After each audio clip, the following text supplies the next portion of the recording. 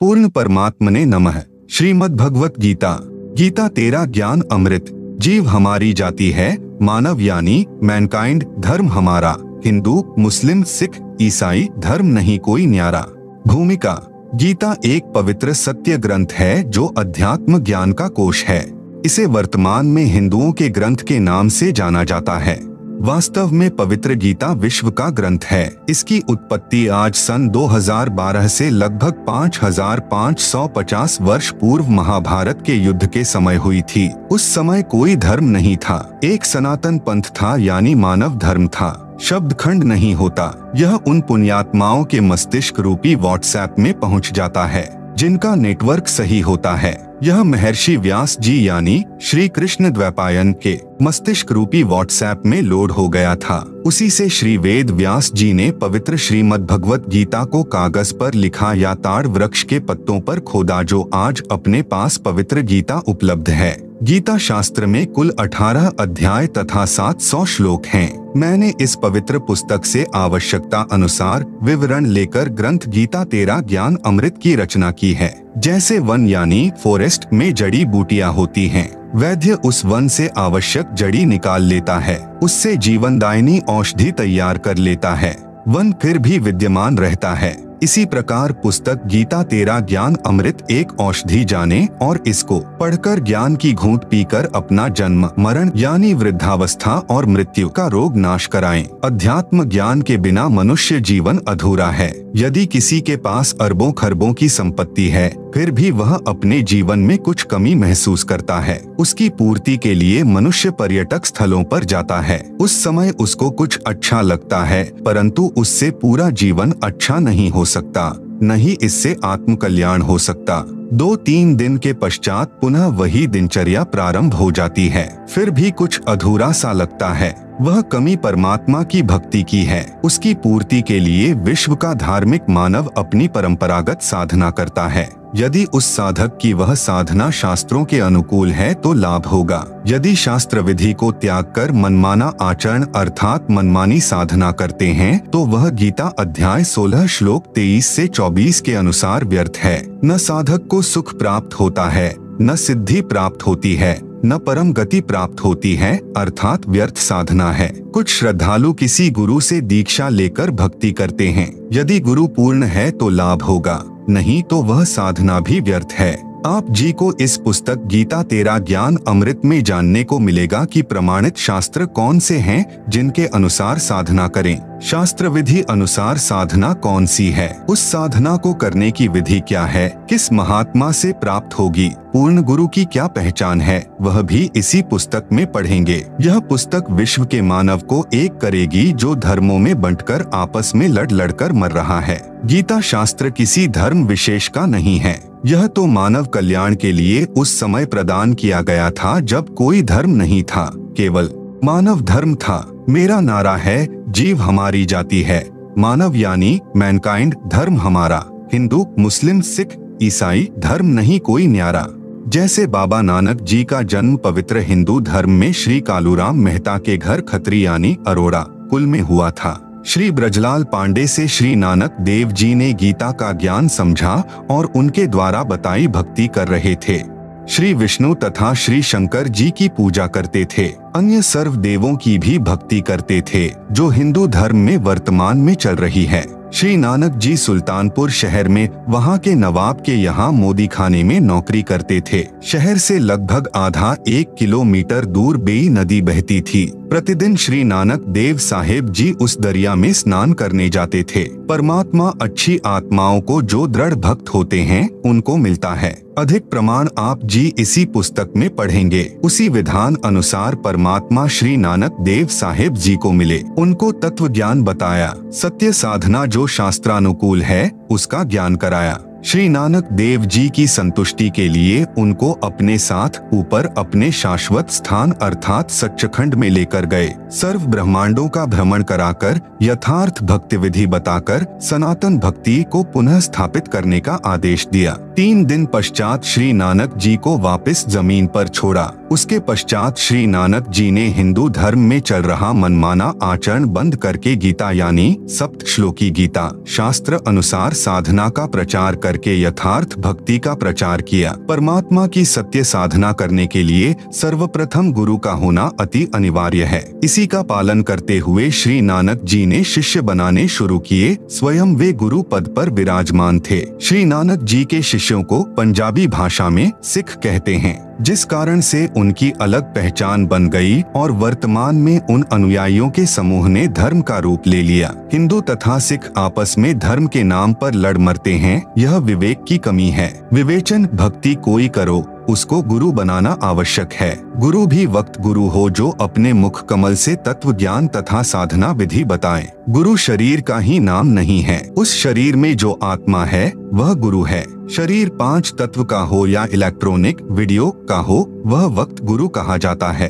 हिंदुओं में अधिकतर बिना गुरु के ही अपनी परंपरागत साधना करते हैं। उसी बिगड़े रूप को श्री नानक जी ने परमात्मा से प्राप्त ज्ञान से ठीक किया था। वर्तमान में सिखों में भी वक्त गुरु का अभाव है। जैसे सूक्ष्म वेद में कहा है, सूक्ष्म वेद क्या है यह आप इसी पुस्तक से जाने कि रामकृष्ण से कौन बड़ा। उन्होंने भी गुरु की 3 लोक के वे धनी, गुरु आगे आधीन। भावार्थ, जो हिंदू श्रद्धालु बिना गुरु के मनमाना आचरण करते हैं उनको कहा है कि आप जी श्री राम तथा श्री कृष्ण जी से बड़ा तो किसी को नहीं मानते हो। वे 3 लोक के धनी अर्थात मालिक होते हुए भी गुरु धारण करके भक्ति किया करते थे तथा अपने अपने गुरुदेव के चरणों में दंडवत प्रणाम किया करते थे। श्री रामचंद्र जी के गुरु जी ऋषि वशिष्ठ जी थे तथा श्री कृष्णचंद्र जी के गुरु जी ऋषि दुर्वासा जी थे। संदीपनी ऋषि तो अक्षर ज्ञान कराने वाले अध्यापक थे। ऋषि दुर्वासा जी आध्यात्मिक गुरु श्री कृष्ण जी के थे।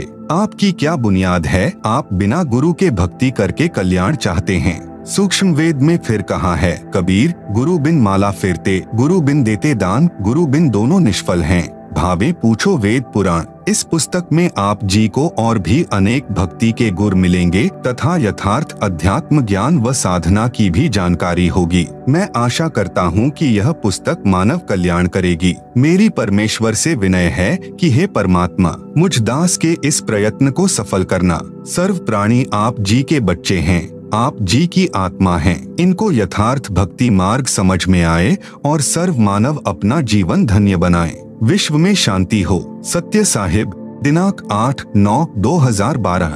लेखक संत रामपाल दास महाराज, सतलोक आश्रम बरवाला, हरियाणा, भारत। आप सुन रहे हैं जगत गुरु तत्वदर्शी संत रामपाल जी महाराज द्वारा लिखित पुस्तक गीता तेरा ज्ञान अमृत का पेज नंबर 1। 2 शब्द, जीव हमारी जाति है, मानव धर्म हमारा। हिंदू मुस्लिम सिख ईसाई धर्म नहीं कोई न्यारा। श्रीमद् भगवत गीता का ज्ञान जिस समय सन 2012 से लगभग 5550 वर्ष पूर्व बोला गया, उस समय कोई धर्म नहीं था। हिंदू धर्म यानी आदि शंकराचार्य द्वारा चलाई गई 5 देव उपासना वाली परंपरा को अपनाने वाले हिंदू कहे जाने लगे। वास्तव में यह सनातन पंथ है जो लाखों वर्षों से चला आ रहा है। उस हिंदू धर्म की स्थापना आदि प्रथम शंकराचार्य जी ने सन 2012 से 2500 वर्ष पूर्व की थी। आदि शंकराचार्य जी का जन्म ईसा मसीह से 508 वर्ष पूर्व हुआ था। 8 वर्ष की आयु में उन्हें उपनिषदों का ज्ञान हो गया। 16 वर्ष की आयु में आदि शंकराचार्य जी ने एक विरक्त साधु से दीक्षा ली जो गुफा में रहता था। कई दिन बाहर नहीं निकलता था। उस महात्मा ने आदि शंकराचार्य जी को बताया कि जीव ही ब्रह्म है, अयम आत्मा ब्रह्म का पाठ पढ़ाया तथा चारों वेदों में यही प्रमाण बताया। लोगों ने आदि शंकराचार्य जी से पूछा कि यदि जीव ही ब्रह्म है तो पूजा की क्या आवश्यकता है? आप भी ब्रह्म, हम भी ब्रह्म, ब्रह्म का अर्थ परमात्मा। इस प्रश्न से आदि शंकराचार्य जी असमंजस में पड़ गए। आदि शंकराचार्य जी ने अपने विवेक से कहा कि श्री विष्णु, श्री शंकर की भक्ति करो। फिर 5 देवताओं की उपासना का विधान दृढ़ किया। Number 1 Shri Brahma ji. Number 2 Shri Vishnu ji. Number 3 Shri Shiv जी। नंबर 4 श्री देवी जी। नंबर 5 श्री गणेश जी। परंतु मूल रूप में इष्ट रूप में तमगुण शंकर जी को ही माना है। यह विधान आदि शंकराचार्य जी ने 20 वर्ष की आयु में बनाया, अर्थात 488 ईसा पूर्व हिंदू धर्म की स्थापना की थी। उसके प्रचार के लिए भारतवर्ष में चारों दिशाओं में एक एक शंकर मठ की स्थापना की। आदि शंकराचार्य जी ने नंबर 1 गिरि साधु बनाए, जो पर्वतों में रहने वाली जनता में अपने धर्म को दृढ़ करते थे। नंबर 2 पुरी साधु बनाए, जो गांव-गांव में जाकर अपने धर्म को बताकर क्रिया कराते थे। नंबर 3 सन्यासी साधु बनाए, जो विरक्त रहकर जनता को प्रभावित करके अपने साथ लगाते थे। नंबर 4 वानप्रस्थी साधु बनाए, जो वन में रहने वाली जनता को अपना मत सुनाकर अपने साथ जोड़ते थे। वेदों ऋग्वेद, यजुर्वेद, सामवेद और अथर्ववेद तथा गीता व पुराणों उपनिषदों को सत्य ज्ञान युक्त पुस्तक मानते थे, जो आज तक हिंदू धर्म के श्रद्धालु इन्हीं धार्मिक ग्रंथों को सत्य मानते हैं। इस प्रकार हिंदू धर्म की स्थापना ईसा से 488 वर्ष पूर्व यानी सन 2012 से 2500 वर्ष पूर्व हुई थी। आदि शंकराचार्य जी 30 वर्ष की आयु में असाध्य रोग के कारण शरीर त्याग कर भगवान शंकर के लोक में चले गए, क्योंकि वे शंकर जी के उपासक थे। उन्हीं के लोक से इसी धर्म की स्थापना के लिए आए माने गए हैं।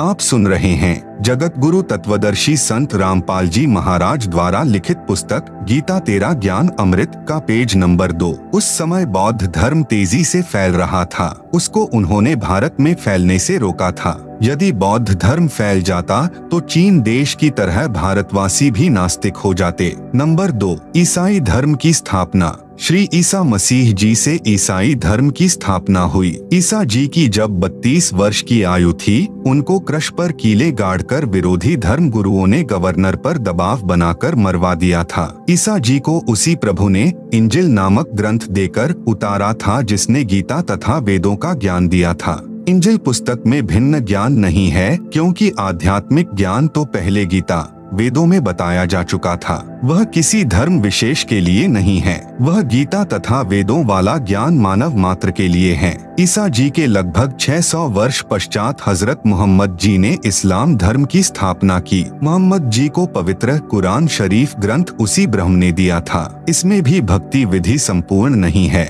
सांकेतिक है, क्योंकि भक्ति का ज्ञान वेदों गीता में बता दिया था। इसलिए कुरान शरीफ ग्रंथ में पुनः बताना अनिवार्य नहीं था। जैसे गीता अध्याय 4 श्लोक 34 में, यजुर्वेद अध्याय 40 मंत्र 10 में कहा है कि पूर्ण परमात्मा जिसने सर्व सृष्टि की रचना की है, उसके विषय में किसी तत्वदर्शी संत से पूछो, वे ठीक ठीक ज्ञान तथा भक्ति विधि बताएंगे। जो संत उस पूर्ण परमात्मा का ज्ञान जानता है तो वह सत्य साधना भी जानता है। बाइबल ग्रंथ का ज्ञान भी गीता ज्ञान दाता ने ही दिया है। बाइबल ग्रंथ 3 पुस्तकों का संग्रह है। नंबर 1 जबूर, नंबर 2 तौरत, नंबर 3 इंजिल। बाइबल ग्रंथ के उत्पत्ति ग्रंथ में प्रारंभ में ही लिखा है कि परमेश्वर ने मनुष्यों को अपनी सूरत अर्थात स्वरूप के अनुसार उत्पन्न किया है, नर नारी करके उत्पत्ति की है। 6 दिन में सृष्टि की रचना करके परमेश्वर ने 7वें दिन विश्राम किया। कुरान शरीफ पुस्तक कुरान शरीफ में सूरती फुरकानी नंबर 25 आयत नंबर 52 से 59 में कहा है कि अल्लाह कबीर ने 6 दिन में सृष्टि रची, फिर ऊपर आकाश में तख्त यानी सिंहासन पर जा विराजा।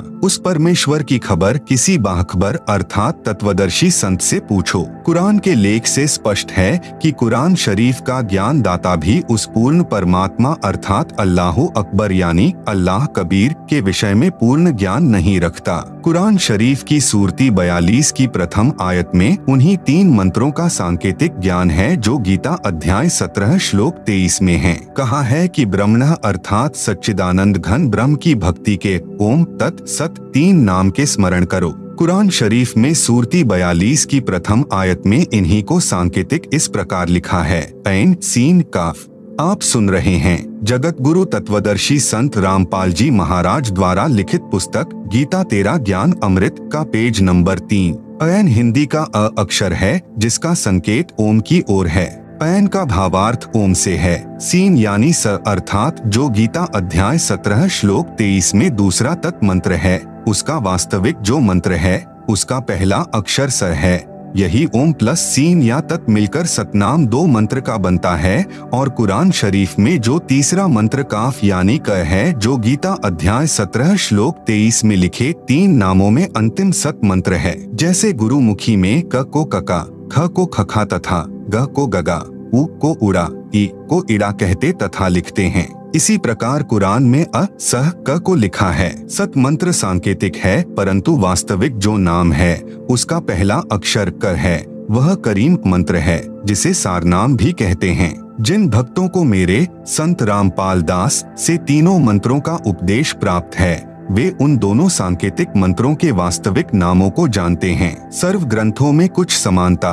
बाइबल ग्रंथ में उत्पत्ति ग्रंथ में यह भी कहा है कि जब आदम जी तथा उनकी धर्मपत्नी हव्वा ने वाटिका के बीच वाले वृक्षों के फल खा लिए तो उनको भले बुरे का ज्ञान हो गया। शाम के समय प्रभु वाटिका में सैर करने आए तो पता चला कि आदम तथा हव्वा ने भले बुरे का ज्ञान कराने वाले वृक्ष के फल खा लिए। तो उस प्रभु ने कहा कि भले बुरे का ज्ञान होने से आदम तथा उसकी पत्नी हम में से एक के समान हो गए हैं। कहीं ऐसा न हो जाए कि ये उन वृक्षों का फल खा लें जो अमर करते हैं और अमर हो जाएं। इसलिए आदम जी तथा उनकी पत्नी को स्वर्ग की वाटिका से निकालकर पृथ्वी पर छोड़ दिया। लेख समाप्त। विवेचन इससे सिद्ध हुआ कि प्रभु एक से अधिक हैं, क्योंकि प्रभु ने ऊपर कहा कि ये भले बुरे का ज्ञान होने से हम में से एक के समान हो गए हैं। फिर बाइबल ग्रंथ में कहा है कि अब्राहिम मामरे के वृक्षों के नीचे बैठा था, उसको 3 प्रभु दिखाई दिए, उनको खाना खिलाया, दंडवत प्रणाम करके आशीर्वाद लिया। इससे सिद्ध हुआ कि बाइबल में 3 प्रभु माने हैं। मुसलमान धर्म में 4 यारी माने गए हैं जो बालक रूप में रहते हैं। सूक्ष्म वेद अर्थात तत्व ज्ञान में कहा है कि वही सनक सनंदना, वही 4 यारी, तत्व ज्ञान जाने बिना बिगड़ी बात सारी। भावार्थ, हिंदू धर्म में जो सनक, सनंदन, सनातन तथा संत कुमार बालक रूप में रहते हैं, वे ब्रह्मा जी के मानस पुत्र हैं। मुसलमान धर्म में उन्हीं को 4 यारी, 4 बालक मित्र कहते हैं। फिर सूक्ष्म वेद में कहा है कि वही मोहम्मद, वही महादेव, वही आदम, वही ब्रह्मा, दास गरीब दूसरा कोई नहीं, देख आपने घर में।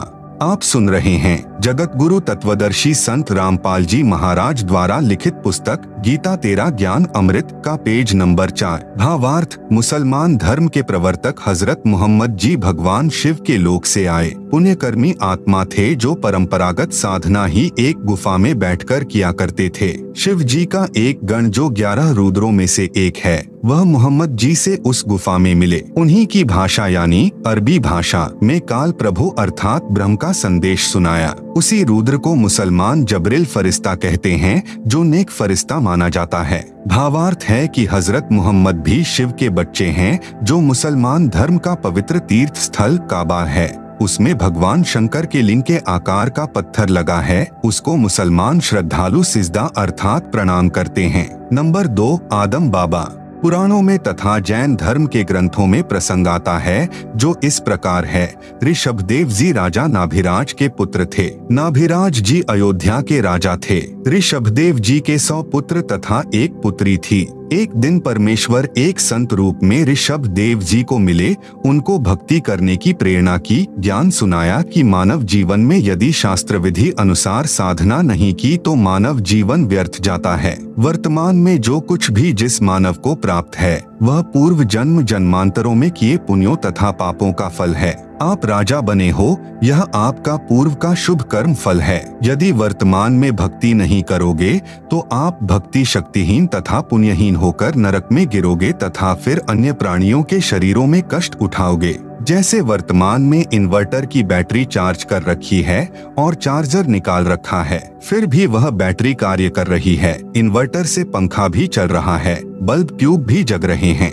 यदि चार्जर को फिर से लगाकर चार्ज नहीं किया तो कुछ समय उपरांत इन्वर्टर सर्व कार्य छोड़ देगा, न पंखा चलेगा, न बल्ब न ट्यूब जगेंगी। इसी प्रकार मानव शरीर एक इन्वर्टर है, शास्त्र अनुकूल भक्ति चार्जर है, परमात्मा की शक्ति से मानव फिर से चार्ज हो जाता है, अर्थात भक्ति की शक्ति का धनी तथा पुण्यवान हो जाता है। यह ज्ञान उस ऋषि रूप में प्रकट परमात्मा के श्री मुख कमल से सुनकर ऋषभदेव जी ने भक्ति करने का पक्का मन बना लिया। ऋषभदेव जी ने ऋषि जी का नाम जानना चाहा तो ऋषि जी ने अपना नाम कविदेव अर्थात कबीरदेव बताया तथा यह भी कहा कि मैं स्वयं पूर्ण परमात्मा हूँ। मेरा नाम चारों वेदों में कबीरदेव लिखा है। मैं ही परम अक्षर ब्रह्म हूँ। आप सुन रहे हैं जगत गुरु तत्वदर्शी संत रामपाल जी महाराज द्वारा लिखित पुस्तक गीता तेरा ज्ञान अमृत का पेज नंबर 5 सूक्ष्म वेद में लिखा है, ऋषभ देव के आया कभी नामे करतार, 9 योगेश्वर को समझाया जनक विदेह उद्धार। भावार्थ, ऋषभ देव जी को कभी नाम से परमात्मा मिले, उनको भक्ति की प्रेरणा की। उसी परमात्मा ने 9 योगेश्वरों तथा राजा जनक को समझाकर उनके उद्धार के लिए भक्ति करने की प्रेरणा की। ऋषभदेव जी को यह बात रास नहीं आई कि यह कबीरदेव ऋषि ही प्रभु है, परंतु भक्ति का दृढ़ मन बना लिया। एक तपस्वी ऋषि से दीक्षा लेकर ओम नाम का जाप तथा हठ योग किया। ऋषभदेव जी का बड़ा पुत्र भरत था। भरत का पुत्र मारीची था। ऋषभदेव जी ने पहले 1 वर्ष तक निराहार रहकर तप किया, फिर 1000 वर्ष तक घोर तप किया।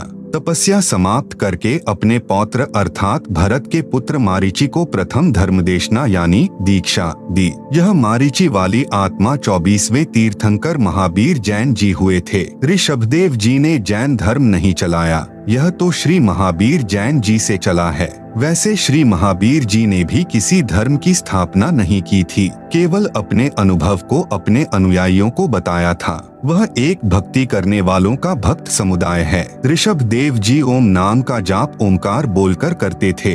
उसी को वर्तमान में अपभ्रंश करके अड़ोंकार मंत्र जैनी कहते हैं। इसी का जाप करते हैं। इसको ओंकार तथा ओम भी कहते हैं।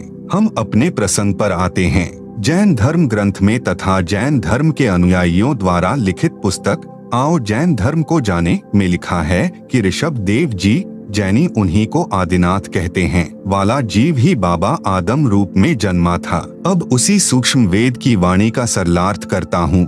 वही मोहम्मद, वही महादेव, वही आदम, वही ब्रह्मा, दास गरीब दूसरा कोई नहीं, देख आपने घर माँ। बाबा आदम जी भगवान ब्रह्मा जी के लोक से आए थे, क्योंकि मानव जन्म में की गई साधना के अनुसार प्राणी भक्ति अनुसार ऊपर तीनों देवताओं के लोक में बारी बारी जाता है। अपने पुण्य क्षीण होने पर पुनः पृथ्वी पर संस्कारवश जन्म लेता है। संत गरीब दास जी गांव छुड़ानी जिला झज्जर हरियाणा प्रांत वाले को स्वयं ही वही परमात्मा मिले थे जो ऋषभदेव जी को मिले थे। संत गरीब दास जी ने परमेश्वर के साथ ऊपर जाकर अपनी आँखों से सर्व व्यवस्था को देखा था। फिर बताया है कि आदम जी ब्रह्मा जी के लोक से आए थे, ब्रह्मा के अवतार थे। मोहम्मद जी तमगुण शिव जी के अवतार थे।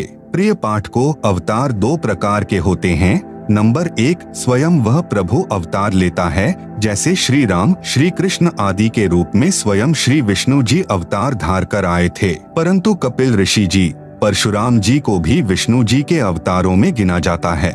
ये स्वयं श्री विष्णु जी नहीं थे, विष्णु लोक से आए देवात्मा थे। आप सुन रहे हैं जगत गुरु तत्वदर्शी संत रामपाल जी महाराज द्वारा लिखित पुस्तक गीता तेरा ज्ञान अमृत का पेज नंबर 6। उनके पास कुछ शक्ति विष्णु जी की थी, क्योंकि वे उन्हीं के द्वारा भेजे गए थे। इसी प्रकार हजरत मोहम्मद जी श्री शिव जी के लोक से आए देवात्मा यानी अवतार थे तथा बाबा आदम जी श्री ब्रह्मा जी के लोक से आए देवात्मा यानी अवतार थे। इसी प्रकार ईसा मसीह जी श्री विष्णु जी के लोक से आए देवात्मा यानी अवतार थे। ईसाई श्रद्धालु भी ईसा जी को प्रभु का पुत्र मानते हैं, प्रभु नहीं। संत गरीब दास जी ने कहा है कि यदि आप जी को मेरी बात पर विश्वास नहीं होता तो मेरे द्वारा बताई शास्त्र विधि अनुसार भक्ति साधना करके अपने घर में अर्थात अपने मानव शरीर में अपनी आंखों देख लो। भावार्थ है, शरीर की रचना सर्व धर्मों के मनुष्यों की एक जैसी है। तत्व ज्ञान न होने के कारण हम धर्मों में बंट गए। संत गरीब दास जी ने बताया है कि मानव शरीर में परमेश्वर ने भिन्न भिन्न अंग बनाए हैं। रीढ़ की हड्डी अर्थात बैकबोन यानी स्पाइन के अंदर की ओर कंठ तक 5 कमल चक्र बने हैं। कृपया देखें यह चित्र। शरीर यानी पिंड में कमलों यानी चक्रों का चित्र दिया गया है, जिसे आप पुस्तक में देख सकते हैं। नंबर 1 मूल चक्र। यह चक्र रीढ़ की हड्डी के अंत से 1 इंच ऊपर गुदा के पास है। इसका देवता श्री गणेश है। इस कमल की 4 पंखुड़ियां हैं। नंबर 2 स्वाद चक्र। यह मूल कमल से 2 इंच ऊपर रीढ़ की हड्डी के अंदर की ओर चिपका है। इसके देवता श्री ब्रह्मा जी तथा उनकी धर्मपत्नी सावित्री जी हैं। इस कमल की 6 पंखुड़ियां हैं। नंबर 3 नाभि कमल चक्र। यह नाभि के सामने उसी रीढ़ की हड्डी के साथ चिपका है। इसके देवता श्री विष्णु जी तथा उनकी धर्मपत्नी लक्ष्मी जी हैं। इस कमल की 8 पंखुड़ियां हैं। नंबर 4 हृदय कमल चक्र। यह कमल सीने में बने दोनों स्तनों के मध्य में रीढ़ की हड्डी के साथ चिपका है। इसके देवता श्री शिव जी तथा उनकी धर्मपत्नी पार्वती जी हैं। इस कमल की 12 पंखुड़ियां हैं। आप सुन रहे हैं जगत गुरु तत्वदर्शी संत रामपाल जी महाराज द्वारा लिखित पुस्तक गीता तेरा ज्ञान अमृत का पेज नंबर 7। नंबर 5 कंठ कमल। यह कमल छाती की हड्डियों के ऊपर जहां से गला शुरू होता है उसके पीछे रीढ़ की हड्डी के साथ अंत में है। इसकी प्रधान श्री देवी अर्थात दुर्गा जी हैं। इस कमल की 16 पंखुड़ियां हैं। शेष कमल चक्र ऊपर हैं। नंबर 6 संगम कमल या छठा कमल। यह कमल सुषमणा के ऊपर वाले द्वार पर है। इसकी 3 पंखुड़ियां हैं। इसमें सरस्वती रूप में देवी दुर्गा जी निवास करती हैं।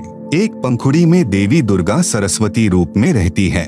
उसी के साथ में 72 करोड़ उर्वशी यानी सुंदर परियां रहती हैं, जो ऊपर जाने वाले भक्तों को अपने जाल में फंसाती हैं। दूसरी पंखुड़ी में सुंदर युवा नर रहते हैं, जो भक्त मतियों को आकर्षित करके काल जाल में रखते हैं। काल भी अन्य रूप में इन युवाओं का संचालक मुखिया बनकर रहता है। तीसरी पंखुड़ी में स्वयं परमात्मा अन्य रूप में रहते हैं। अपने भक्तों को उनके जाल से मुक्त कराते हैं, ज्ञान सुनाकर सतर्क करते हैं। नंबर 7 त्रिकुटी कमल चक्र। यह दोनों आँखों की भौहों यानी सेलियों के मध्यम में सिर के पिछले हिस्से में अन्य कमलों की ही पंक्ति में ऊपर है। इसका देवता सतगुरु रूप में परमेश्वर ही है। इस कमल की 2 पंखुड़ियां हैं। एक सफेद यानी वर्ण रंग की, दूसरी काले भंवर यानी भंवरे के रंग की पंखुड़ियां हैं। सफेद पंखुड़ी में सतगुरु रूप में सत्य पुरुष का निवास है। काली पंखुड़ी में नकली सतगुरु रूप में काल निरंजन का वास है। नंबर 8 सहस्र कमल चक्र। यह कमल सिर के मध्य भाग से 2 उंगल नीचे अन्य कमलों की ही पंक्ति में है। हिंदू धर्म के व्यक्ति सिर पर बालों की चोटी रखते थे, कुछ अब भी रखते हैं। इसके नीचे वह सहस्र कमल दल है। इसका देवता ब्रह्म है। इसे क्षर पुरुष भी कहते हैं, जिसने गीता व वेदों का ज्ञान कहा है। इस कमल की 1000 पंखुड़ियां हैं। इनको काल ब्रह्म ने प्रकाश से भर रखा है। स्वयं इसी कमल चक्र में दूर रहता है। वह स्वयं दिखाई नहीं देता, केवल पंखुड़ियां चमकती दिखाई देती हैं। अष्ट कमल दल। इस कमल का देवता अक्षर पुरुष है। इसे परब्रह्म भी कहते हैं। इसकी पंखुड़ियां भी 8 हैं। इसकी स्थिति नहीं बताऊंगा, क्योंकि नकली गुरु भी इसको जानकर जनता को भ्रमित कर देंगे। नंबर 9 शंख कमल दल। इस कमल में पूर्ण ब्रह्म अर्थात परम अक्षर ब्रह्म का निवास है। इसकी शंख पंखुड़ियां है। इसकी स्थिति भी नहीं बताऊंगा, कारण ऊपर लिख दिया है। जो चित्र में दिखाए हैं, इनमें छठा कमल तथा 9वां कमल नहीं दिखाया है। कारण यही है कि विद्यार्थियों की धीरे धीरे ज्ञान वृद्धि की जाती है। कमलों का गहरा रहस्य है। यह कबीर सागर के सारांश में लिखा है। आप सुन रहे हैं जगत गुरु तत्वदर्शी संत रामपाल जी महाराज द्वारा लिखित पुस्तक गीता तेरा ज्ञान अमृत का पेज नंबर 8। शरीर में ये कमल ऐसा कार्य करते हैं जैसे टेलीविजन में चैनल लगे हैं। उन चैनलों में से जिस भी चैनल को चालू करोगे उस पर कार्यक्रम दिखाई देगा। वह कार्यक्रम चल तो रहा है स्टूडियो में, दिख रहा है टीवी में। इसी प्रकार प्रत्येक कमल का फंक्शन है। इन कमलों को चालू करने के मंत्र हैं, जो यह दास यानी संत रामपाल दास जाप करने को देता है। प्रथम बार दीक्षा इन्हीं चैनलों को खोलने की दी जाती है। मंत्रों की शक्ति से सर्व कमल ऑन यानी चालू हो जाते हैं। फिर साधक अपने शरीर में लगे चैनल में उस देव के धाम को देख सकता है, वहाँ के सर्व दृश्य देख सकता है। इसलिए संत गरीब दास जी ने कहा है कि आप अपने शरीर के चैनल ऑन यानी चालू करके स्वयं देख लो कि आदम जी आपको ब्रह्मा के लोक से आए दिखाई देंगे। क्योंकि वहाँ पर सर्व रिकॉर्ड उपलब्ध है। जैसे वर्तमान में यूट्यूब है, इसी प्रकार प्रत्येक देव के लोक में आप जो पूर्व में हुई घटना देखना चाहें आप देख सकते हैं। इसी प्रकार हजरत मोहम्मद जी आपको शिव जी के लोक से आए दिखाई देंगे। इसी प्रकार ईसा जी भी श्री विष्णु जी के लोक से आए दिखाई देंगे। मक्का महादेव का मंदिर है। भाई बाले वाली जन्म साखी में प्रमाण है। साखी मदीने की चली हिंदी वाली के पृष्ठ 262 पर श्री नानक जी ने 4 इमामों के प्रश्न का जवाब देते हुए कहा है, आंखें नानक शाह सच्च सुन हो 4 इमाम, मक्का है महादेव का, ब्राह्मण सन सुल्तान। अब आप जी को अपने उद्देश्य की ओर ले चलता हूँ। आप जी को स्पष्ट करना चाहता हूँ कि जो यथार्थ आध्यात्मिक ज्ञान सूक्ष्म वेद, गीता तथा चारों वेदों में है, वह न तो पुराणों में है, न कुरान शरीफ में, न बाइबल में, न 6 शास्त्रों तथा न 11 उपनिषदों में। उदाहरण जैसे 10वीं कक्षा तक का पाठ्यक्रम गलत नहीं है, परंतु उसमें BA तथा MA वाला ज्ञान नहीं है। वह पाठ्यक्रम गलत नहीं है, परंतु पर्याप्त नहीं है। समझने के लिए इतना ही पर्याप्त है। अन्य उदाहरण गीता अध्याय 2 श्लोक 46 में कहा है कि अर्जुन बड़े जलाशय यानी झील की प्राप्ति के पश्चात छोटे जलाशय यानी तालाब, जोहड़ में जितनी आस्था रह जाती है, उसी प्रकार पूर्ण परमात्मा का संपूर्ण ज्ञान होने के पश्चात अन्य ज्ञान तथा भगवानों में वैसी ही आस्था रह जाती है। जिस समय गीता ज्ञान कहा गया था, उस समय सर्व मानव जलाशयों के आसपास बसते थे। वर्षा होती थी, तालाब भर जाते थे। पूरे वर्ष उसी जलाशय से मानव स्वयं पानी पीते थे, पशुओं को उसी से पिलाते थे। आप सुन रहे हैं जगत गुरु तत्वदर्शी संत रामपाल जी महाराज द्वारा लिखित पुस्तक गीता तेरा ज्ञान अमृत का पेज नंबर 9। उसके 2 भाग कर लिए जाते थे। यदि एक वर्ष वर्षा न होती तो छोटे जलाशयों पर आश्रित व्यक्तियों को संकट हो जाता था, त्राही त्राही मच जाती थी। झील बहुत बड़ा गहरा जलाशय होता है, जिसका पानी 10 वर्ष वर्षा न हो तो भी समाप्त नहीं होता। यदि किसी व्यक्ति को झील वाला जलाशय मिल जाए तो वह तुरंत छोटे जलाशय को छोड़कर उस झील के किनारे बसेरा कर लेता था। इसी प्रकार आप जी को इस पवित्र पुस्तक गीता तेरा ज्ञान अमृत में वह झील वाला जलाशय प्राप्त है। अतिशीघ्र इसके किनारे आकर बसेरा करें और अपना मानव जीवन सुखी करें। कृपा पिएं इस ज्ञान अमृत को और अमर हो जाएं। हिंदू कहते हैं कि मुसलमान सर्व विपरीत साधना करते हैं। हम उदय होते सूर्य को प्रणाम करते हैं, मुसलमान अस्त होते सूर्य को सलाम करते हैं। विवेचन दोनों का आशय सही है, परंतु विवेक की कमी है। हिंदू उदय होते सूर्य को धन्यवाद करते हैं कि हे प्रकाश के देवता, आपका धन्यवाद करते हैं, आपने काली रात के पश्चात उजाला दिया जिससे हम अपना निर्वाह कार्य कर सकेंगे। आप ऐसे ही हम पर कृपा बनाए रखना। मुसलमान जानते हैं कि सुबह तो सूर्य देव का धन्यवाद हमारे बड़े भाइयों हिंदुओं ने हम सबकी मंगल कामना करते हुए कर दिया। सूर्य अस्त होते समय हम सूर्य का धन्यवाद कर देते हैं कि हे प्रकाश करने वाले सूर्य, आपने हम सर्व जीवों को प्रकाश प्रदान करके हम पर बड़ा उपकार किया। हम आपका धन्यवाद करते हैं। आप कल फिर इसी प्रकार कृपा करना।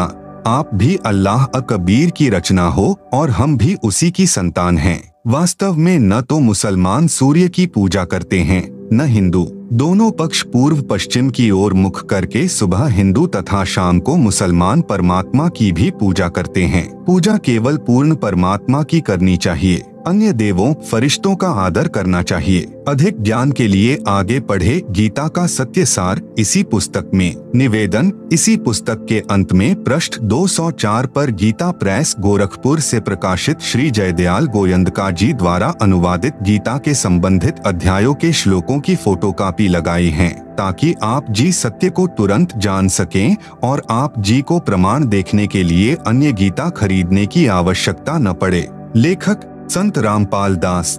आप सुन रहे हैं जगत गुरु तत्वदर्शी संत रामपाल जी महाराज द्वारा लिखित पुस्तक गीता तेरा ज्ञान अमृत का पेज नंबर 10। गीता का सत्य सार। गीता यानी श्रीमद् भगवत गीता। प्रश्न नंबर 1, गीता का ज्ञान कब तथा किसने किसको सुनाया, किसने लिखा?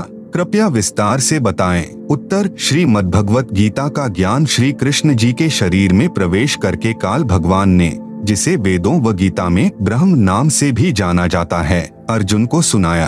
जिस समय कौरव तथा पांडव अपनी संपत्ति अर्थात दिल्ली के राज्य पर अपने अपने हक का दावा करके युद्ध करने के लिए तैयार हो गए थे, दोनों की सेनाएं आमने सामने कुरुक्षेत्र के मैदान में खड़ी थी। अर्जुन ने देखा कि सामने वाली सेना में भीष्म पितामह, गुरु द्रोणाचार्य, रिश्तेदार, कौरवों के बच्चे, दामाद, बहनोई, ससुर आदि आदि लड़ने मरने के लिए खड़े हैं। कौरव और पांडव आपस में चचेरे भाई थे। अर्जुन में साधु भाव जागृत हो गया तथा विचार किया कि जिस राज्य को प्राप्त करने के लिए हमें अपने चचेरे भाइयों, भतीजों, दामादों, बहनोइयों, भीष्म पितामह जी तथा गुरुजनों को मारेंगे, यह भी नहीं पता कि हम कितने दिन संसार में रहेंगे। इसलिए इस प्रकार से प्राप्त राज्य के सुख से अच्छा तो हम भिक्षा मांगकर अपना निर्वाह कर लेंगे, परंतु युद्ध नहीं करेंगे। यह विचार करके अर्जुन ने धनुष बाण हाथ से छोड़ दिया तथा रथ के पिछले भाग में बैठ गया। अर्जुन की ऐसी दशा देखकर श्री कृष्ण बोले, देख ले सामने किस योद्धा से आपने लड़ना है। अर्जुन ने उत्तर दिया कि हे कृष्ण, मैं किसी कीमत पर भी युद्ध नहीं करूंगा। अपने उद्देश्य तथा जो विचार मन में उठ रहे थे उनसे भी अवगत कराया। उसी समय श्री कृष्ण जी में काल भगवान प्रवेश कर गया, जैसे प्रेत किसी अन्य व्यक्ति के शरीर में प्रवेश करके बोलता है। ऐसे काल ने श्री कृष्ण के शरीर में प्रवेश करके श्रीमद्भगवत गीता का ज्ञान युद्ध करने की प्रेरणा करने के लिए तथा कलयुग में वेदों को जानने वाले व्यक्ति नहीं रहेंगे। इसलिए चारों वेदों का संक्षिप्त वर्णन व सारांश गीता ज्ञान रूप में 18 अध्यायों में 700 श्लोकों में सुनाया। श्री कृष्ण को तो पता नहीं था कि मैंने क्या बोला था गीता ज्ञान में। ब्रह्मा कुमारी पंथ वाले इसी काल ब्रह्म को निराकार शिव बाबा कहते हैं। उनका भी कहना है कि गीता का ज्ञान शिव बाबा ने किसी वृद्ध के शरीर में प्रवेश करके बोला था। यह शिव बाबा ब्रह्मा कुमारी वालों का पूज्य प्रभु है। कुछ वर्षों के बाद वेद व्यास ऋषि ने इस अमृत ज्ञान को संस्कृत भाषा में देवनागरी लिपि में लिखा। बाद में अनुवादकों ने अपनी बुद्धि के अनुसार इस पवित्र ग्रंथ का हिंदी तथा अन्य भाषाओं में अनुवाद किया, जो वर्तमान में गीता प्रेस गोरखपुर यूपी से प्रकाशित किया जा रहा है। उसकी फोटोकॉपियां इसी पुस्तक के पृष्ठ 204 से 357 तक लगी हैं। आप सुन रहे हैं जगत गुरु तत्वदर्शी संत रामपाल जी महाराज द्वारा लिखित पुस्तक गीता तेरा ज्ञान अमृत का पेज नंबर 11। प्रश्न आज यानी सन 2012 तक तो यह सुनने में आया है कि गीता जी का ज्ञान श्री कृष्ण ने बोला। आपने बताया कि श्री कृष्ण के शरीर में प्रवेश करके काल ने गीता ज्ञान कहा और श्री कृष्ण को तो पता ही नहीं था कि उन्होंने क्या ज्ञान कहा था। यह असत्य प्रतीत होता है, कोई प्रमाण बताएं। उत्तर, आपको ढेर सारे प्रमाण देते हैं जिनसे स्वसिद्ध हो जाता है कि गीता शास्त्र का ज्ञान काल ने कहा।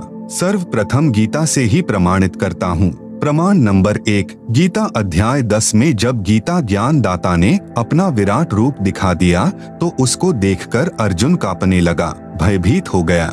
यहाँ पर यह बताना भी अनिवार्य है कि अर्जुन का साला श्री कृष्ण था, क्योंकि श्री कृष्ण की बहन सुभद्रा का विवाह अर्जुन से हुआ था। गीता ज्ञान दाता ने जिस समय अपना भयंकर विराट रूप दिखाया जो 1000 भुजाओं वाला था, तब अर्जुन ने पूछा कि हे देव, आप कौन हैं? गीता अध्याय 11 श्लोक 31। हे सहस्राबाहु यानी 1000 भुजा वाले, आप अपने चतुर्भुज रूप में दर्शन दीजिए, क्योंकि अर्जुन उन्हें विष्णु अवतार कृष्ण तो मानता ही था, परंतु उस समय श्री कृष्ण के शरीर से बाहर निकलकर काल ने अपना अपार विराट रूप दिखाया था। मैं भयभीत हूँ, आपके इस रूप को सहन नहीं कर पा रहा हूँ। गीता अध्याय 11 श्लोक 46। विचारे पाठक जन, क्या हम अपने साले से पूछेंगे कि हे महानुभाव, बताइए आप कौन हैं? नहीं। एक समय एक व्यक्ति में प्रेत बोलने लगा। साथ बैठे व्यक्ति ने पूछा, आप कौन बोल रहे हो? उत्तर मिला कि तेरा मामा बोल रहा हूँ, मैं दुर्घटना में मरा था। क्या हम अपने भाई को नहीं जानते? ठीक इसी प्रकार श्री कृष्ण में काल बोल रहा था। प्रमाण नंबर 2, गीता अध्याय 11 श्लोक 21 में अर्जुन ने कहा कि आप तो देवताओं के समूह को ग्रास यानी खा रहे हैं, जो आपकी स्तुति हाथ जोड़कर भयभीत होकर कर रहे हैं। महर्षियों तथा सिद्धों के समुदाय आपसे अपने जीवन की रक्षार्थ मंगल कामना कर रहे हैं। गीता अध्याय 11 श्लोक 32 में गीता ज्ञान दाता ने बताया कि हे अर्जुन, मैं बढ़ा हुआ काल हूँ, अब प्रवृत्त हुआ हूँ, अर्थात श्री कृष्ण के शरीर में अब प्रवेश हुआ हूँ। सर्व व्यक्तियों का नाश करूँगा। विपक्ष की सर्व सेना तू युद्ध नहीं करेगा तो भी नष्ट हो जाएगी। इससे सिद्ध हुआ कि गीता का ज्ञान श्री कृष्ण जी के शरीर में प्रविष्ट होकर काल ने कहा है। श्री कृष्ण जी ने पहले कभी नहीं कहा कि मैं काल हूँ। श्री कृष्ण जी को देखकर कोई भयभीत नहीं होता था। गोप गोपियाँ, ग्वाल बाल, पशु पक्षी सब दर्शन करके आनंदित होते थे। तो क्या श्री कृष्ण जी काल थे? नहीं। आप सुन रहे हैं जगत गुरु तत्वदर्शी संत रामपाल जी महाराज द्वारा लिखित पुस्तक गीता तेरा ज्ञान अमृत का पेज नंबर 12। इसलिए गीता ज्ञान दाता काल है, जिसने श्री कृष्ण जी के शरीर में प्रवेश करके गीता शास्त्र का ज्ञान दिया। प्रमाण नंबर 3, गीता अध्याय 11 श्लोक 47 में गीता ज्ञानदाता ने कहा कि हे अर्जुन, मैंने प्रसन्न होकर अपनी शक्ति से तेरी दिव्य दृष्टि खोलकर यह विराट रूप दिखाया है। यह विराट रूप तेरे अतिरिक्त पहले किसी ने नहीं देखा है। विचारणीय विषय। प्रिय पाठकों, महाभारत ग्रंथ में प्रकरण आता है कि जिस समय श्री कृष्ण जी कौरवों की सभा में उपस्थित थे और उनसे कह रहे थे कि आप दोनों यानी कौरव और पांडव आपस में बातचीत करके अपनी संपत्ति राज्य का बंटवारा कर लो, युद्ध करना शोभा नहीं देता। पांडवों ने कहा कि हमें 5 गांव दे दो, हम उन्हीं से निर्वाह कर लेंगे। दुर्योधन ने यह भी मांग नहीं मानी और कहा कि पांडवों के लिए सुई की नोक के समान भी राज्य नहीं है, युद्ध करके ले सकते हैं। इस बात से श्री कृष्ण भगवान बहुत नाराज हो गए तथा दुर्योधन से कहा कि तू पृथ्वी के नाश के लिए जन्मा है, कुल नाश करके टिकेगा। भले मानव, कहा आधा राज्य, कहा 5 गांव, कुछ तो शर्म कर ले। इतनी बात श्री कृष्ण जी के मुख से सुनकर दुर्योधन राजा आग बबूला हो गया और सभा में उपस्थित अपने भाइयों तथा मंत्रियों से बोला कि इस कृष्ण यादव को गिरफ्तार कर लो। उसी समय श्री कृष्ण जी ने विराट रूप दिखाया। सभा में उपस्थित सर्व सभासद उस विराट रूप को देखकर भयभीत होकर कुर्सियों के नीचे छिप गए, कुछ आंखों पर हाथ रखकर जमीन पर गिर गए। श्री कृष्ण जी सभा छोड़कर चले गए तथा अपना विराट रूप समाप्त कर दिया। अब उस बात पर विचार करते हैं जो गीता अध्याय 11 श्लोक 47 में गीता ज्ञान दाता ने कहा था कि यह मेरा विराट रूप तेरे अतिरिक्त अर्जुन पहले किसी ने नहीं देखा था।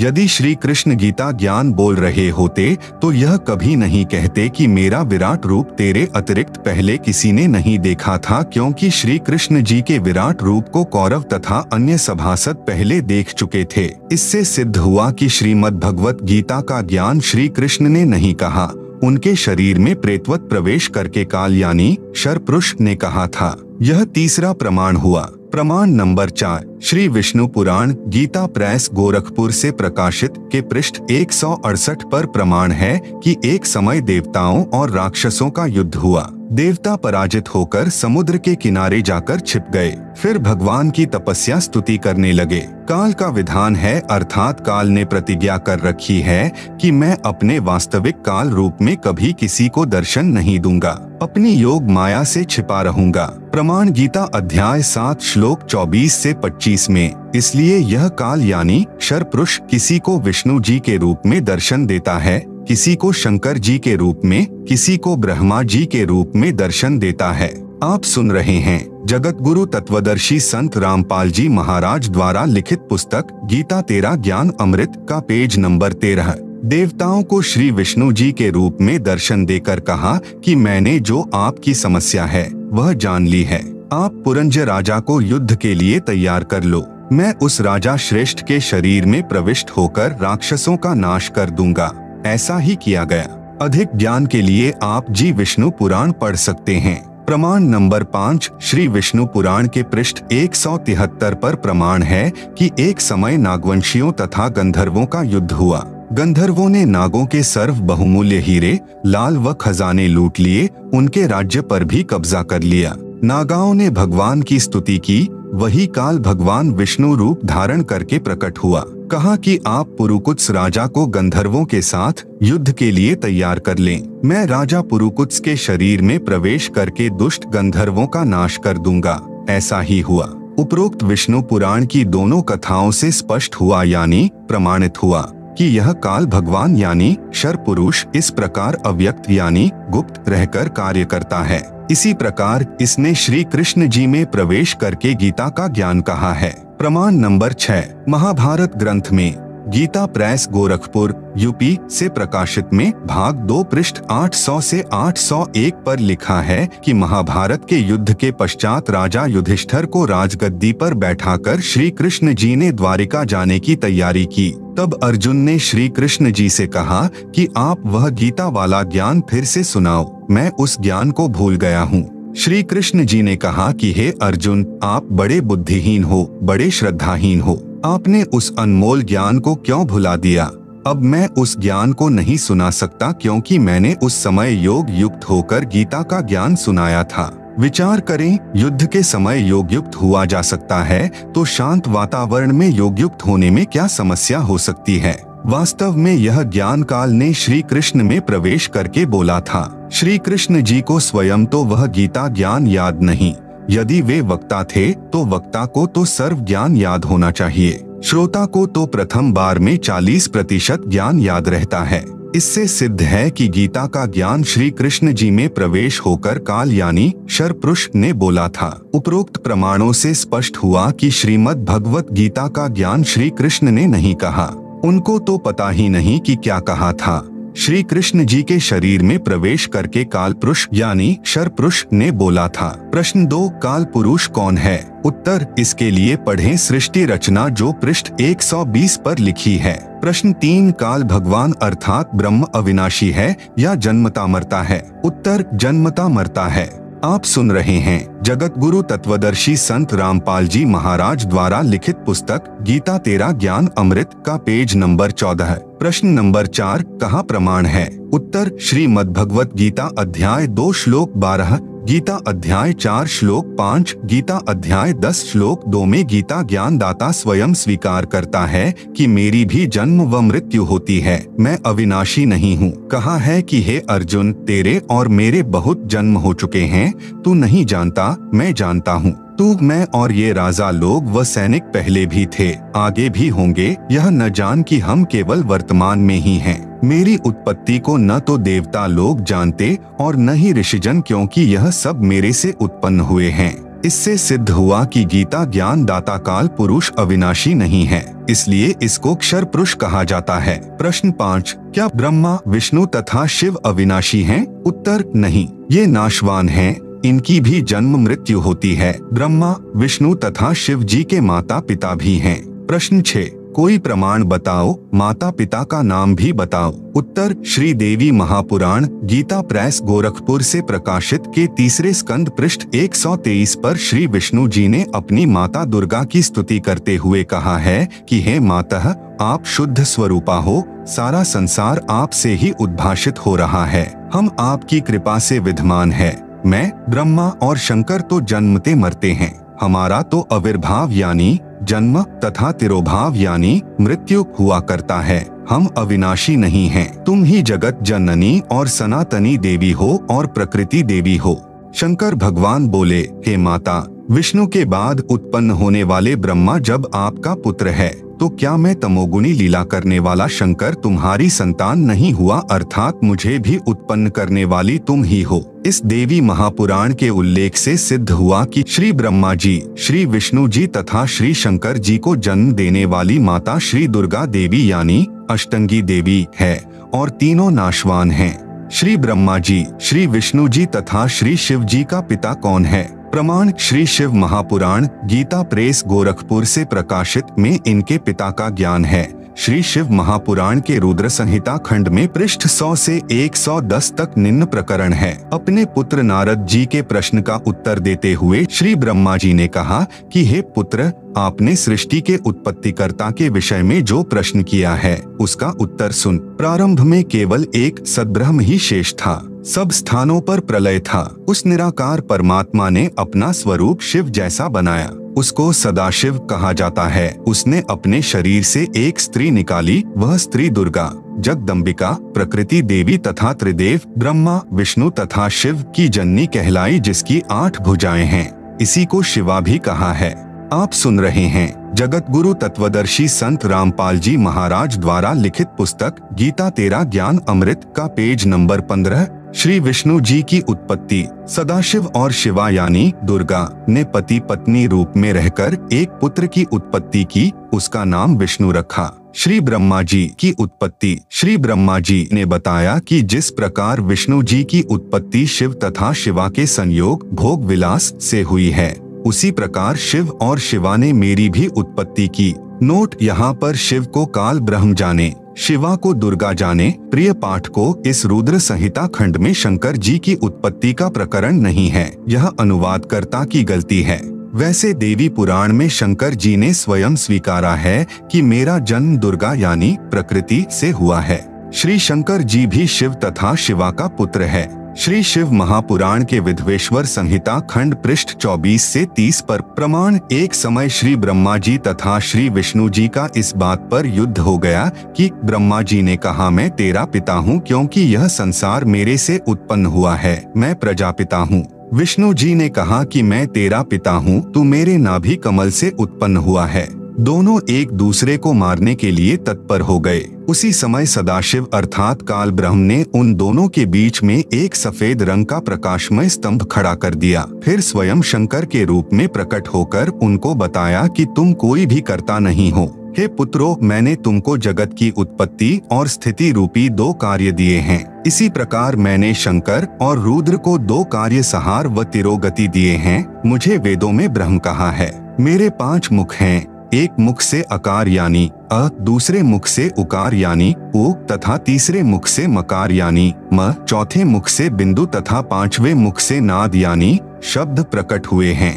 उन्हीं 5 अव्ययों से एकीभूत होकर एक अक्षर ओम बना है। यह मेरा मूल मंत्र है। उपरोक्त शिव महापुराण के प्रकरण से सिद्ध हुआ कि श्री ब्रह्मा जी, श्री विष्णु जी तथा श्री शंकर जी की माता श्री दुर्गा देवी यानी अष्टंगी देवी है तथा पिता सदाशिव अर्थात काल ब्रह्म है, जिसने श्रीमद् भगवत गीता का ज्ञान श्री कृष्ण जी में प्रवेश करके बोला था। इसी को क्षर पुरुष, क्षर ब्रह्म भी कहा गया है। यही प्रमाण श्रीमद् भगवत गीता अध्याय 14 श्लोक 3 से 5 में भी है कि रज यानी रजगुण ब्रह्मा, सत यानी सतगुण विष्णु, तम यानी तमगुण शंकर, तीनों गुण प्रकृति अर्थात दुर्गा देवी से उत्पन्न हुए हैं। प्रकृति तो सब जीवों को उत्पन्न करने वाली माता है। मैं यानी गीता ज्ञानदाता सब जीवों का पिता हूँ। मैं दुर्गा यानी प्रकृति के गर्भ में बीज स्थापित करता हूँ, जिससे सबकी उत्पत्ति होती है। आप सुन रहे हैं जगत गुरु तत्वदर्शी संत रामपाल जी महाराज द्वारा लिखित पुस्तक गीता तेरा ज्ञान अमृत का पेज नंबर 16। प्रश्न नंबर 7, यह कहाँ प्रमाण है कि रजगुण ब्रह्मा है, सतगुण विष्णु तथा तमगुण शंकर है? उत्तर नंबर 1, श्री मार्कंडेय पुराण सचित्र मोटा टाइप गीता प्रेस गोरखपुर से प्रकाशित के 123 पृष्ठ पर कहा है कि रजगुण ब्रह्मा जी, सतगुण विष्णु तथा तमगुण शंकर तीनों ब्रह्म की प्रधान शक्तियां हैं। ये ही 3 देवता हैं, ये ही 3 गुण हैं। नंबर 2, श्री देवी महापुराण संस्कृत व हिंदी अनुवाद श्री वेंकटेश्वर प्रेस बम्बई से प्रकाशित में 3 स्कंद अध्याय 5 श्लोक 8 में लिखा है कि शंकर भगवान बोले, हे माता, यदि आप हम पर दयालु हैं तो मुझे तमोगुण ब्रह्मा रजोगुण तथा विष्णु सतोगुण युक्त क्यों किया? उपरोक्त प्रमाणों से सिद्ध हुआ कि रजगुण ब्रह्मा जी, सतगुण विष्णु जी तथा तमगुण शंकर जी हैं। प्रश्न नंबर 8, परमात्मा को अजन्मा अजर अमर कहते हैं। उपरोक्त प्रकरण तथा प्रमाणों से सिद्ध हुआ कि श्री ब्रह्मा, श्री विष्णु तथा श्री शंकर तीनों नाशवान हैं। फिर अविनाशी परमात्मा कौन है? क्या ब्रह्मा, विष्णु तथा शंकर और काल ब्रह्म परमात्मा नहीं हैं? प्रमाण सहित बताएं। उत्तर पहले स्पष्ट करते हैं कि श्री ब्रह्मा, श्री विष्णु, श्री शंकर तथा ब्रह्म परमात्मा है या नहीं। यह तो आपने अपने प्रश्न में ही सिद्ध कर दिया कि परमात्मा तो अजन्मा अर्थात जिसका कभी जन्म न हुआ हो वह होता है। पूर्वोक्त विवरण तथा प्रमाणों से सिद्ध हो चुका है कि ब्रह्मा, विष्णु और शंकर के माता पिता हैं। ब्रह्म भी नाशवान है, इसका भी जन्म हुआ है। इससे स्वसिद्ध हुआ कि ये परमात्मा नहीं है। अब प्रश्न रहा, फिर अविनाशी कौन है? इसके उत्तर में श्रीमद् भगवत गीता से ही प्रमाणित करते हैं कि अविनाशी परमात्मा गीता ज्ञान देने वाले ब्रह्म से अन्य है। श्रीमद्भगवत गीता अध्याय 2 श्लोक 12, गीता अध्याय 4 श्लोक 5, गीता अध्याय 10 श्लोक 2 में गीता ज्ञान दाता ने अपनी स्थिति स्पष्ट कर दी कि मेरी उत्पत्ति हुई है, मैं जन्मता मरता हूँ। अर्जुन, मेरे और तेरे बहुत जन्म हो चुके हैं, मैं भी नाशवान हूँ। गीता अध्याय 2 श्लोक 17 में भी कहा है कि अविनाशी तो उसको जान जिसको मारने में कोई भी सक्षम नहीं है और जिस परमात्मा ने सर्व की रचना की है। अविनाशी परमात्मा का यह प्रथम प्रमाण हुआ। प्रमाण नंबर 2, श्रीमद्भगवत गीता अध्याय 15 श्लोक 16 से 17 में 3 पुरुष यानी प्रभु कहे हैं। गीता अध्याय 15 श्लोक 16 में कहा है कि इस लोक में 2 पुरुष प्रसिद्ध हैं, क्षर पुरुष तथा अक्षर पुरुष। ये दोनों प्रभु तथा इनके अंतर्गत सर्व प्राणी नाशवान हैं। आत्मा तो सबकी अमर है।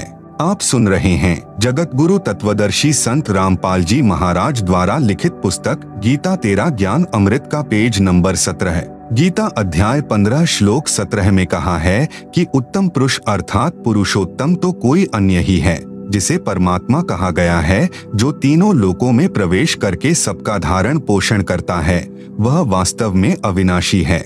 गीता अध्याय 7 श्लोक 29 में कहा है कि जो साधक केवल जरा यानी वृद्धावस्था, मरण यानी मृत्यु, दुख से छूटने के लिए प्रयत्न करते हैं, वे तत् ब्रह्म को जानते हैं, सब कर्मों तथा संपूर्ण अध्यात्म से परिचित हैं। गीता अध्याय 8 श्लोक 1 में अर्जुन ने पूछा कि तत् ब्रह्म क्या है। गीता ज्ञान दाता ने अध्याय 8 श्लोक 3 में उत्तर दिया कि वह परम अक्षर ब्रह्म है, अर्थात परम अक्षर पुरुष है। पुरुष कहो चाहे ब्रह्म। गीता अध्याय 15 श्लोक 17 में जो उत्तम पुरुष है तो अन्य परमात्मा इति उदाहृतः कहा है, वह परम अक्षर ब्रह्म है, इसी को पुरुषोत्तम कहा है। शंका समाधान। गीता अध्याय 15 श्लोक 18 में गीता ज्ञान दाता ने कहा है कि मैं उन सर्व प्राणियों से उत्तम अर्थात शक्तिमान हूँ जो मेरे 21 ब्रह्मांडों में रहते हैं, इसलिए लोकवेद अर्थात दंत कथा के आधार से मैं पुरुषोत्तम प्रसिद्ध हूँ। वास्तव में पुरुषोत्तम तो गीता अध्याय 15 श्लोक 17 में स्पष्ट कर दिया।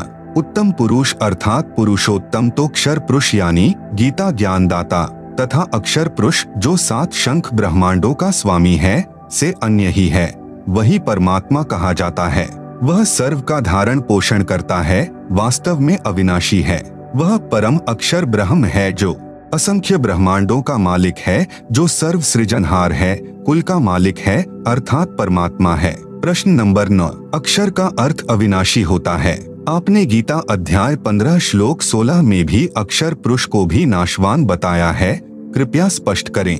उत्तर, यह सत्य है कि अक्षर का अर्थ अविनाशी होता है, परंतु प्रकरणवश अर्थ अन्य भी होता है। गीता अध्याय 15 श्लोक 16 में कहा है कि क्षर और अक्षर ये 2 पुरुष यानी प्रभु इस लोक में हैं। ये दोनों तथा इनके अंतर्गत जितने जीव हैं वे नाशवान हैं, आत्मा किसी की भी नहीं मरती। फिर गीता अध्याय 15 श्लोक 17 में स्पष्ट किया है कि पुरुषोत्तम तो उपरोक्त दोनों प्रभुओं से अन्य है, वही अविनाशी है, वही सबका धारण पोषण करने वाला वास्तव में अविनाशी है। गीता अध्याय 8 श्लोक 3 में तत् ब्रह्म को परम अक्षर ब्रह्म कहा है। अक्षर का अर्थ अविनाशी है, परंतु यहाँ परम अक्षर ब्रह्म कहा है। इससे भी सिद्ध हुआ